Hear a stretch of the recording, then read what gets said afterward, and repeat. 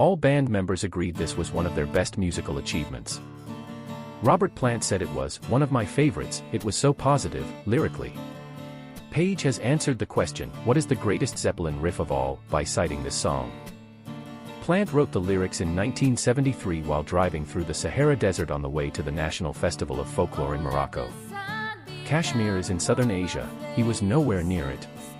In Mojo magazine, September 2010, Plant explained, Kashmir came from a trip Jimmy and me made down the Moroccan Atlantic coast, from Agadir down to Sidi Ifni. We were just the same as the other hippies really.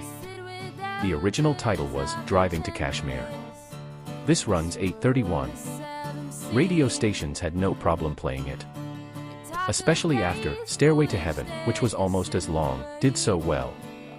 Kashmir, also known as Kashmir, is a lush mountain region north of Pakistan.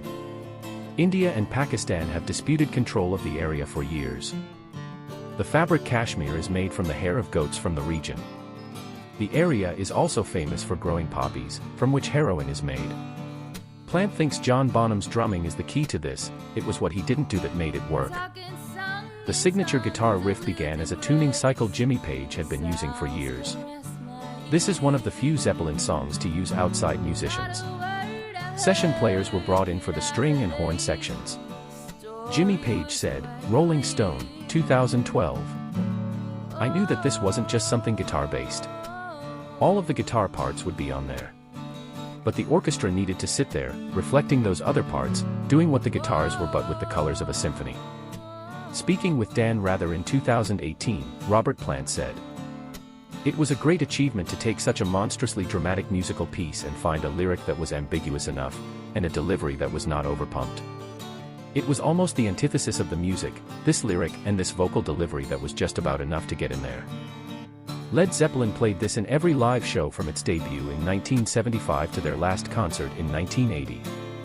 Page and Plant recorded this with an orchestra and Moroccan musicians for their 1994 Unleaded album.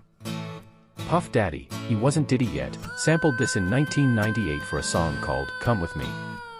He performed it on Saturday Night Live with Page on guitar.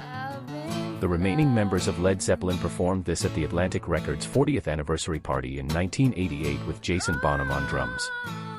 It was a mess, the keyboards got lost in the feed and Plant was bumped by a fan and forgot some of the words. They had more success when they performed the song on December 10, 2007 at a benefit show to raise money for the Ahmet Ertegun Education Fund. In the movie Fast Times at Ridgemont High, Mike Damone tells Mark Ratner, when it comes down to making out, whenever possible, put on side one of Led Zeppelin 4.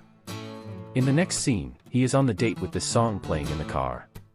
Cameron Crowe, who wrote the screenplay, couldn't get the rights to any of the songs on Led Zeppelin 4, so he used Kashmir instead.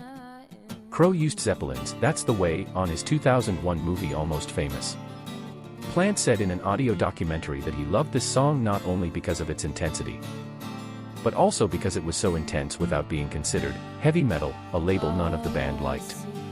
Jimmy Page, the intensity of Kashmir was such that when we had it completed, we knew there was something really hypnotic to it, we couldn't even describe such a quality. At the beginning, there was only Bonzo, drummer John Bonham, and me and Headley Grange. He played the rhythm on drums, and I found the riff as well as the overdubs which were thereafter duplicated by an orchestra, to bring more life to the track. It sounded so frightening at first. Zeppelin's manager Peter Grant said, I remember Bonzo having me listen to the demo of Kashmir with only him and Jimmy. It was fantastic. What's funny is that after a first recording of the song, we found it sounded a bit like a dirge. We were in Paris, we had Atlantic listen to it. And we all thought it really sounded like a dirge. So Richard Cole was sent to Southall in London to find a Pakistanese orchestra. Jonesy put it all together and the final result was exactly what was needed. He was an exceptional arranger. Kashmir makes the songs performed at the Super Bowl list because a few seconds of it played during Shakira's set when she performed at halftime in the matchup between the Kansas City Chiefs and San Francisco 49ers in 2020.